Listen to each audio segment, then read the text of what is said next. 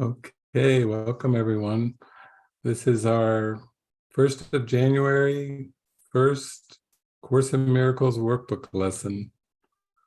And as a reminder, we will be going live from time to time during the year, both for workbook lessons and also for some spontaneous Zoom gatherings. So we hope you will join us, and it will go out on YouTube, my main YouTube channel, and some other channels as well. So we hope you enjoy it.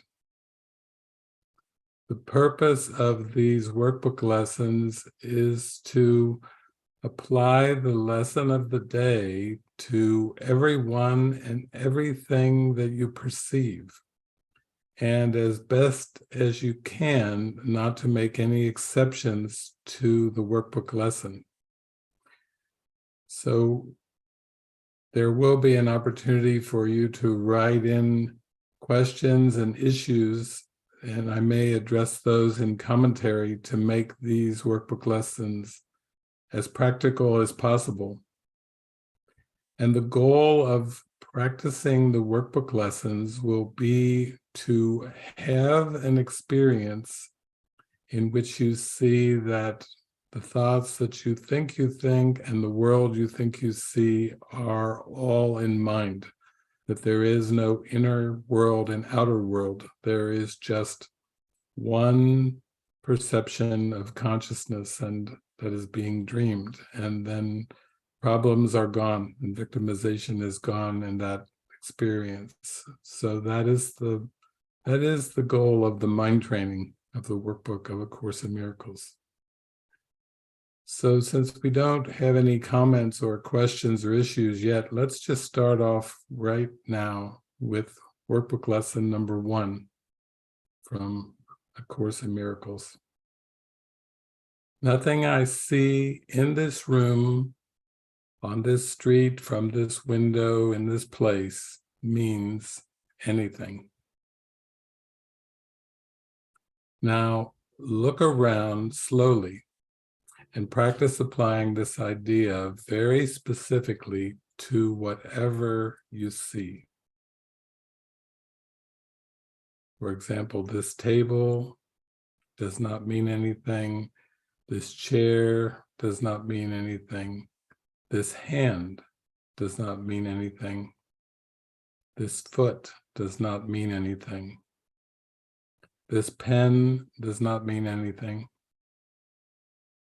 Then look farther away from your immediate area and apply the idea to a wider range.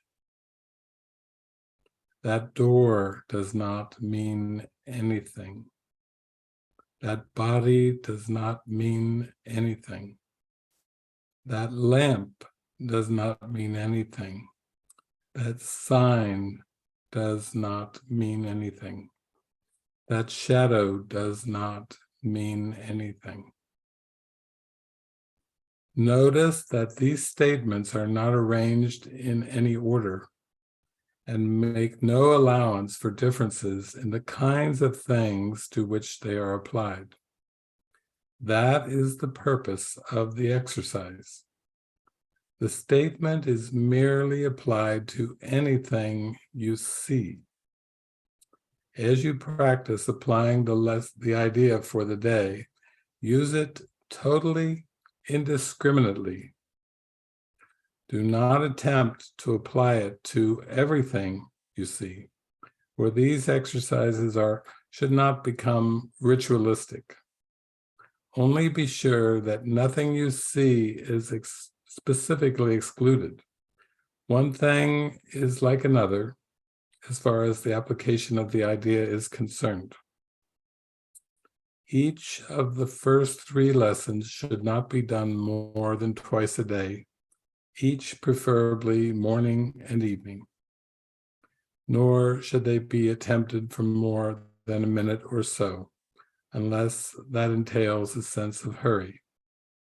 A comfortable sense of leisure is essential.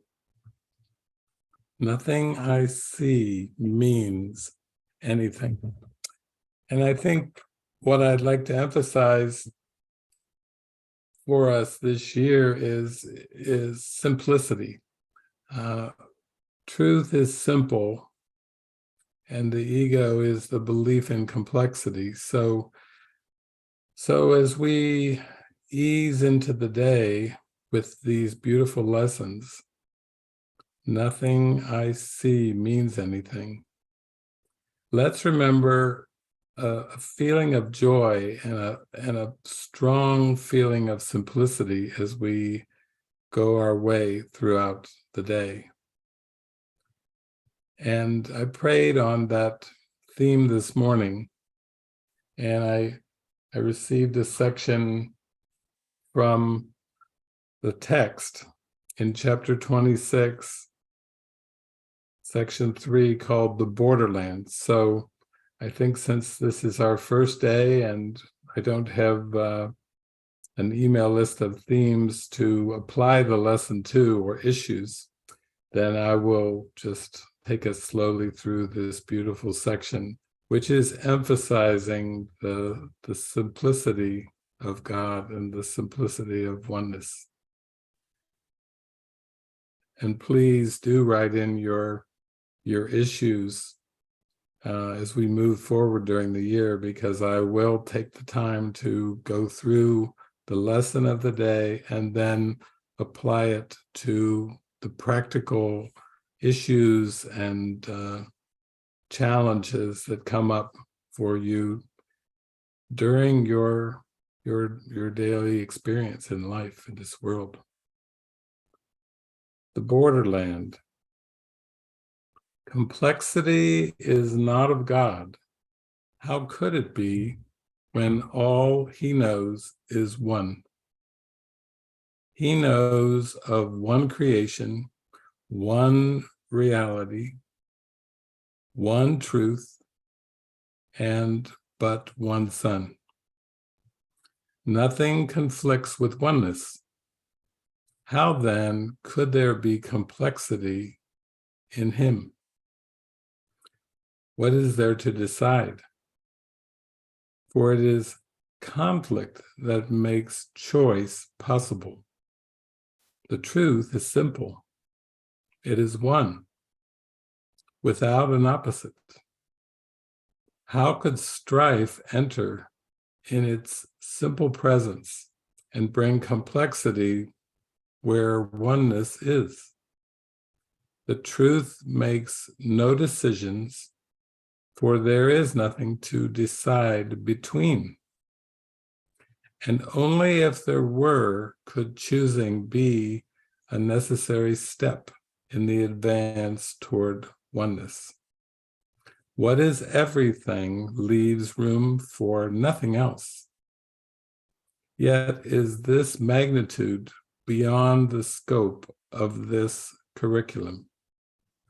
Nor is it necessary we dwell on anything that cannot be immediately grasped. There is a borderland of thought that stands between this world and heaven. It is not a place, and when you reach it is apart from time. Here is the meeting place where thoughts are brought together, where conflicting values meet, and all illusions are laid down beside the truth, where they are judged to be untrue. This borderland is just beyond the gate of heaven. Here is every thought made pure and wholly simple. Here is sin denied, and everything that is received instead. This is the journey's end. We have referred to it as the real world, and yet there is a contradiction here in that words imply a limited reality, a partial truth, a segment of the universe made true.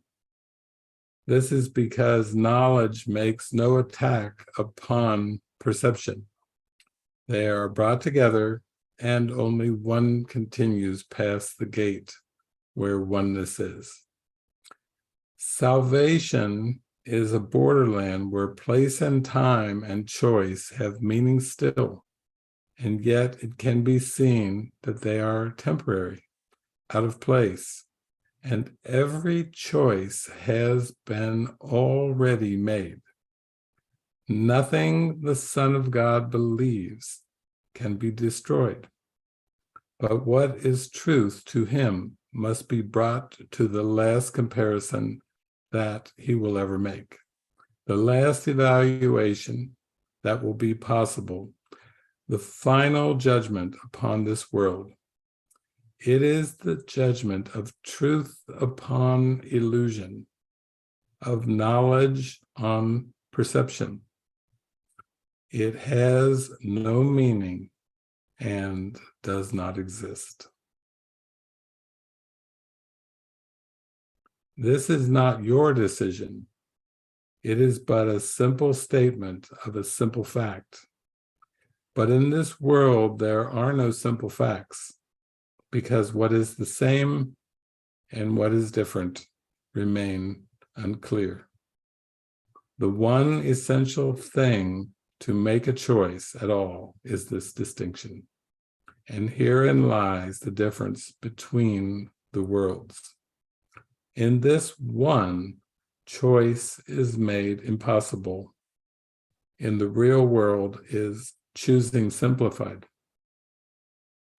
Salvation stops just short of heaven, for only perception needs salvation.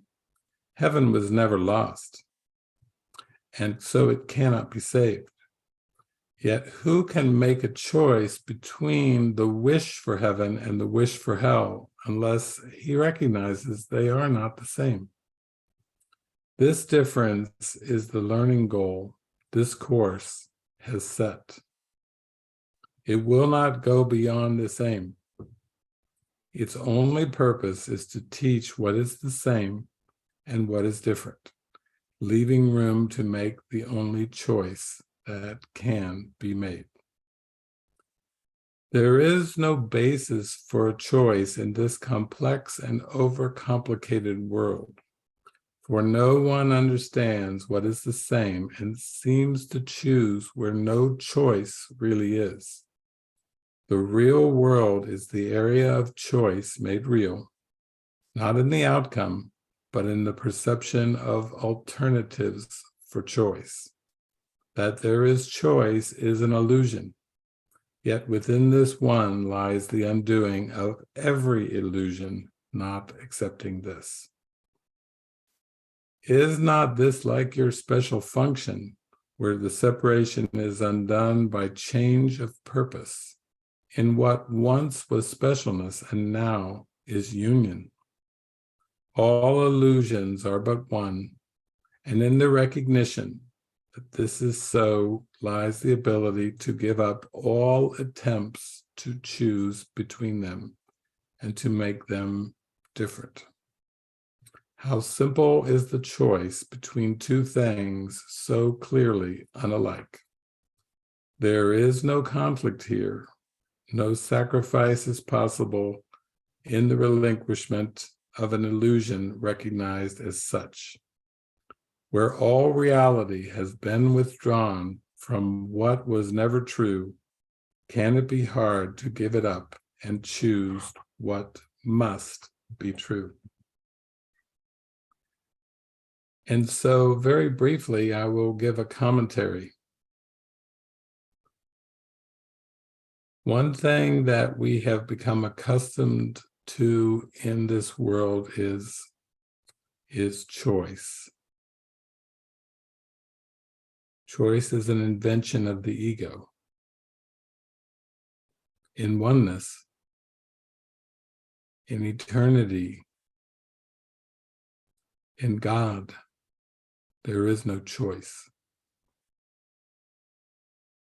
The will of Christ and the will of God are one will. It's a will for perfect happiness and love and peace and joy.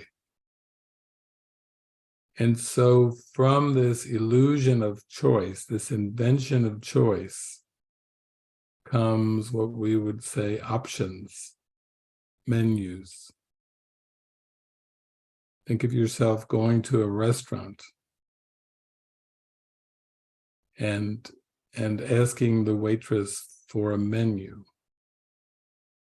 And when the menu comes, there are many choices of food and drink, desserts, perhaps, depending on the restaurant. But this menu is what the sleeping mind has become accustomed to.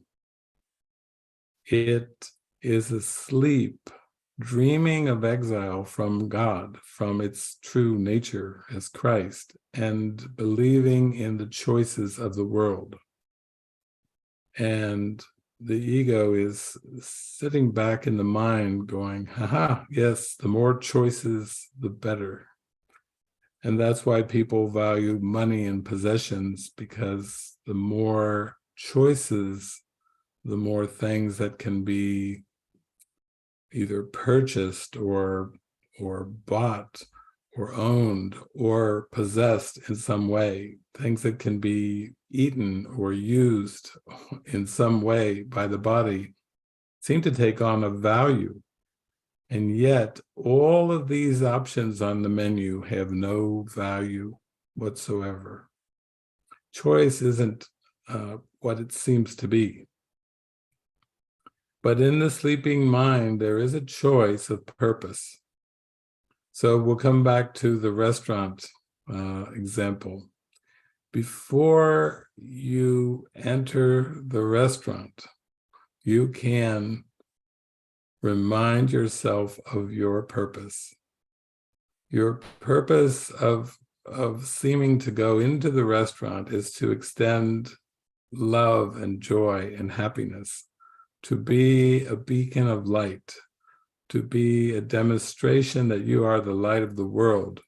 And this will be your purpose, regardless of whether the restaurant is open or not, regardless of whether you seem to receive good service or bad service, regardless of how the food tastes or how the food looks, or whether they have the menu items that you prefer. Your purpose is one. Your purpose is to be an extension of love and light. And this is how we forgive. This is how we start. Lesson number 1, nothing I see means anything. That's right, nothing. That means the waitress could spill the food onto your lap, could drop the tray, could forget about your order and forget about you in the restaurant, and that will not deter you from being the light of the world. Nothing I see means anything because I have a purpose. And while I believe in choice, I can choose this purpose. I can bring this purpose with me. I can bring it like a light to light up everyone and everything in perception. So let's practice that.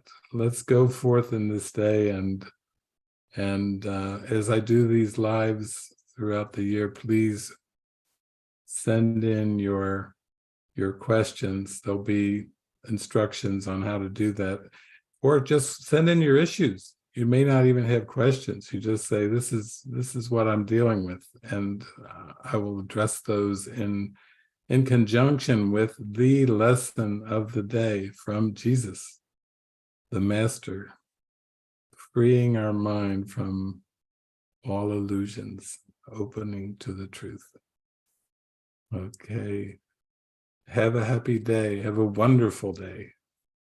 Be blessed. Bye.